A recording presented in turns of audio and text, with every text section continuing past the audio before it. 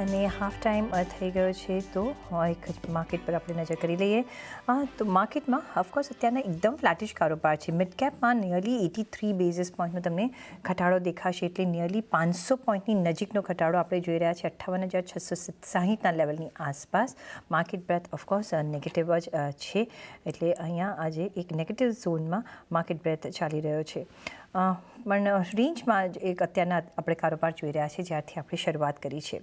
પણ આગળ વધીશું અને નેક્સ્ટ સવાલ જે આવ્યો છે એને હું ક્વિકલી લઈશ. નિહાર પટેલનો સવાલ છે, આઈટીસીમાં આસ્થા લોંગ ટર્મ માટે જો એન્ટ્રી કરવી હોય, ફ્રેશ એન્ટ્રી તો કરી શકાય ને? આજે અમે એફએમસીજીમાં આપણે સારી એવી મૂવમેન્ટ જોઈ રહ્યા છે. એફએમસીજી સેક્ટર પર છે, તમારો શું મત બની રહ્યો છે ને એમાં આઈટીસીમાં તમને કેવો લાગે લોંગ ટર્મ માટે અત્યારના એન્ટ્રી કરાય?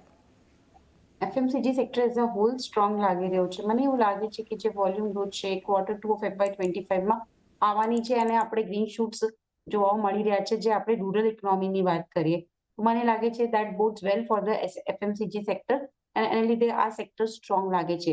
હવે આપણે આઈટીસીની વાત કરીએ તો એક્સેપ્ટ એનો જે પેપર બોટ સેગમેન્ટ છે એને આપણે કાઢી નાખીએ તો બધા સેગમેન્ટ્સને બહુ સારી રીતે પરફોર્મ કર્યા હતા.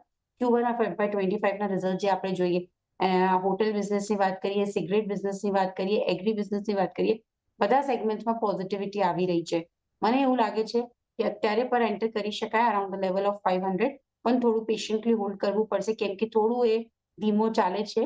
સો પોસિબિલિટી છે કે આગળ જતા આપણે 550ના 570ના લેવલ્સ પણ જોવા મળે, પણ એક લોંગ ટર્મ કોલ રાખવું પડશે કેમ કે આ કાઉન્ટર છે બહુ ધીમી ગતિથી ચાલે છે, પણ ડેફિનેટલી એન્ટર કરી શકાય છે આ કાઉન્ટરમાં કરંટ લેવલ્સ. ઓકે, તો લોંગ ટર્મ વ્યૂ રાખવો પડશે, પણ ડેફિનેટલી તમે આઈટીસીમાં અત્યારના લેવલથી એન્ટ્રી કરી શકો છો. નેક્સ્ટ સવાલ પર જઈશું અને નેક્સ્ટ સવાલ ભૂમિ શાહનો છે. જતીન, બિરલાસોફ્ટ સપ્ટેમ્બર 680 રૂપિયા, સપ્ટેમ્બર એક્સપાયરી માટે 680 નો કોલ લીધો છે 28 રૂપિયામાં, અને શું ટાર્ગેટ માટે અહીંયા આપણે ઊભા રહી શકીએ? અને સાથે જ એલએનટીનો પણ સપ્ટેમ્બર ફ્યુચર બાય કર્યો છે 3750નો. અહીંયા શું ટાર્ગેટ માટે કામ કરવું જોઈએ? જો ઓવરઓલ બિરલાસોફ્ટમાં મને લાગે છે કે સપ્ટેમ્બરમાં બી આ જે રેલી છે એ કન્ટિન્યુ રહેવી જોઈએ. એમનો જે 670 નો કોલ છે એ અરાઉન્ડ 27 ની આસપાસ લીધો છે. તેનો બ્રેક ઇવન અરાઉન્ડ 700 ની આસપાસ આવશે. મને લાગે છે કે અમે પોઝિટિવ છીએ. ઓવરઓલ અમને લાગે છે કે 720 730 ના લેવલ સુધી ઇમિડિયેટલી એક અપસાઇડ લાગે છે. તો hold on two this call જે એમણે લીધો છે, અને સપ્ટેમ્બર મંથમાં હજી તો એક્સપાયરી થવા માટે બહુ જ હજી વાર છે, એટલે ડેફિનેટલી હોલ્ડ ઓન કરવાની એક હું સજેશન આપીશ. અને એલએનટી માં અગર જો હું વાત કરું તો એલએનટીમાં મને લાગે છે કે સપ્ટેમ્બર ફ્યુચરનો જે એને લીધો છે એમને હોલ્ડ કરવાનો છે. આઈ થિંક 2 દિવસ પહેલા એક શાર્પ રેલી આવી હતી, પણ ત્યારબાદ બે દિવસથી એક રેન્જમાં ટ્રેડ કરે છે, પણ ઓવરઓલ જે ટ્રેન્ડ છે એ અત્યારે પોઝિટિવ જ છે. ઉપરમાં લેવલ્સની વાત કરું તો 3770 3800ના લેવલ્સ અમને ઇન ધ શોર્ટ ટર્મ લાગે છે. તો hold on two September future in the case of L&T. Stop loss આમાં રાખવાનો રહેશે 3650. ઓકે, તો બંને બિરલાસોફ્ટ અને એલએનટીમાં ભૂમિ તમે હોલ્ડ કરજો. બિરલાસોફ્ટમાં આપણે 720થી 730ના ટાર્ગેટ જોઈ રહ્યા છીએ, ત્યારે જો એલએનટીની વાત કરીએ તો 3650ના સ્ટોપ લોસથી 3770થી 3800ના આપણે લેવલ્સ જોઈ શકીએ છીએ. તો અહીંયા બંને કાઉન્ટરમાં તમે હોલ્ડ કરી શકો છો. નેક્સ્ટ નિહાર પટેલનો સવાલ છે, આસ્થા આઈટી એઝ અ સેક્ટર અને એમાં પણ એમને વિપ્રોમાં ઇન્ટરેસ્ટ છે લોંગ ટર્મ એન્ટ્રી કરવા માટે. આઈટીમાં આપણે જોઈ રહ્યા છીએ કે સારો એવો આપણે હવે અપમૂવ જોઈ રહ્યા છીએ. કઈ રીતના તમે જોશો એઝ અ સેક્ટર?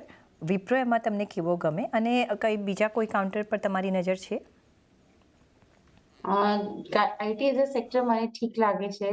જે પ્રમાણના કાલે એનવીડિયાના થોડા રિઝલ્ટ આવ્યા હતા, ગાઈડન્સને લઈને હવે થોડું એક કન્સર્ન આવવા માંડ્યું છે. પણ મને એવું લાગે છે કે જે રેટ કટ થઈ જશે તો ડેફિનેટલી યુએસ ઇકોનોમીમાં એક પોઝિટિવિટી આપશે, અને ઓન ધ સેમ સાઇડ પછી આઈટી સેક્ટર પર પણ એક પોઝિટિવ મોમેન્ટમ રહેશે. સો ઓવરઓલ વ્યૂ અત્યારે તો મોમેન્ટમ જે ચાલી રહ્યું છે એની હિસાબેથી પોઝિટિવ જ છે આઈટી સેક્ટરમાં જે આપણે વાત કરીએ. હવે પર્ટિક્યુલરલી વિપ્રોની અહીંયા વાત કરી છે તો આપણે જોઈ શકીએ છીએ કે વિપ્રોમાં થોડીસી ગ્રોથ સ્લો ડાઉન થઈ છે, કેમ કે કઈ બધા એમના સેગમેન્ટ્સ આવા છે જે આપણે જોવા મળ્યા હતા કે થોડું સ્ટ્રગલ થયો છે ગ્રોથને લઈને. પણ આગળ જતા જે પ્રકારની ડીલ પાઇપલાઇન જે કાફી સ્ટ્રોંગ છે આ કંપનીમાં, ઇન્વેસ્ટમેન્ટ એઆઈમાં કર્યો છે એમને, તો મને લાગે છે કે એ બધા જે છે એ થોડું બેનિફિટ્સ કંપનીને દેખાડશે આગળ જતા.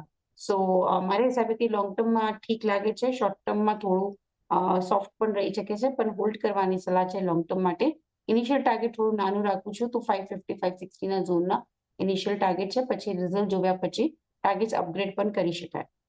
નવી એન્ટ્રી કરવી છે, એમની પાસે છે નહીં તો અત્યારના એન્ટ્રી કરી શકે લોંગ ટર્મ માટે, રાઈટ આસ્થા?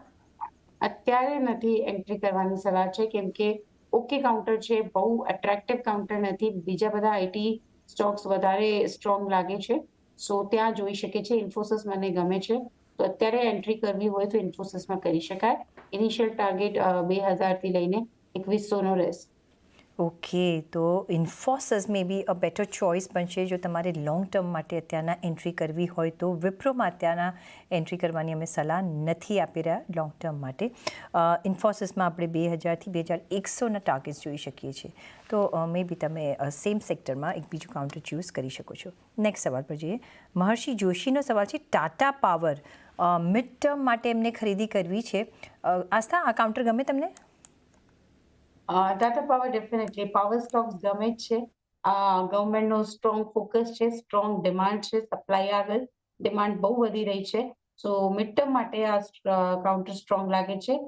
બાઇંગ પણ કરી શકાય અને હોલ્ડ પણ કરી શકાય, બટ ઇનિશિયલ ટાર્ગેટ અત્યારે 470 થી લઈને 480 નું રાખશું. 470 470થી 480ના ટાર્ગેટ માટે તમે ટાટા પાવરમાં મિડ ટર્મ માટે અત્યારના એન્ટ્રી બી કરી શકો છો અને જેની પાસે છે એ હોલ્ડ પણ કરી શકે છે. એ સાથે જ અહીંયા